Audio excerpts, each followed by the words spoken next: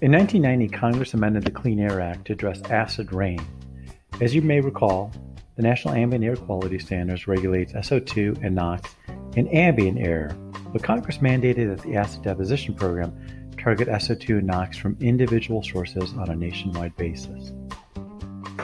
In many ways, the acid deposition program resembles the new source performance standards in that it sets emission limits per facility grouping, but the acid deposition program is much more targeted to specific facilities, whereas NSPS applies to categories. The acid deposition program targets specific coal and oil-fired power plants. The first phase targeted 110 power plants in 21 Midwest, Appalachian, and Northeastern states. The second phase further reduced SO2 emissions from big coal-burning power plants and included thousands of smaller plants. The program uses a market-based cap-and-trade approach. First, it sets a permanent cap on the total amount of SO2 and NOx emissions that may be emitted by power plants nationwide. For SO2, the cap is a 50% reduction in annual SO2 emissions based on 1980 levels, which translates into an annual reduction of 10 million tons. The annual cap acts as an allowance to emit. An allowance equals 1 ton per year of SO2, which can be used or transferred if unused. A unit's SO2 emissions during a given year must not exceed the allowances held by that unit for that year. If all sources meet their allowances, the emission targets are met. If a plant expects to release more SO2 than it has allowances, it has to purchase more allowances or use technology and other methods to control emissions.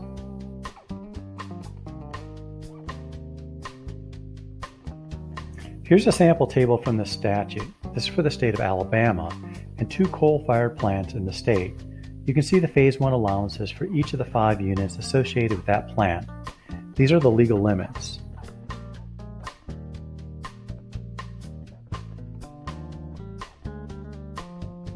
The unique part of this law is the flexibility of a market-based approach, a concept promoted by conservative think tanks at the time. The market operates like the stock market, in which brokers or anyone who wants to take part in buying or selling allowances can participate. Allowances are traded and sold nationwide. Sources can do more than just purchase allowances from another source. They can bank their allowances for a future year. In fact, industries not covered by the law may opt into this program to create and sell allowances to earn revenue. There have also been occasions where environmental groups have purchased SO2 allowances to take them off the market. This approach offers flexibility. A plant operator can install emission controls, it can upgrade to more advanced technologies, it can optimize existing controls, it can switch fuels, for example, coal to gas or coal to renewables, or it can engage in the allowance trading program. The acid deposition control program has been considered a success.